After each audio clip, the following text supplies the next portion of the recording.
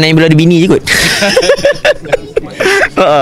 So macam alhamdulillah, untuk the family punya side, alhamdulillah semuanya masih terjaga. Sebab Naim pula jenis macam tak erti nak, orang kata nak lavish life dekat dunia luar sangat-sangat, nak macam pergi sana sini kawan apa semua. Sebab Naim apa-apa pun, apa nanti tu dia pun Naim kat bank, Naim bagi mama pegang, ni tak pegang pun dia tak tahu, malas. So I don't really mind. It's just maybe apa-apa pun, of course parents mana yang tak nak tengok anak dia happy apa semua kan. Maybe new kind of spectrum kebahagiaan tu mungkin personally ni pula ke kan. Mungkin ada jodoh bagi menantu lah. Ya. Nervousnya.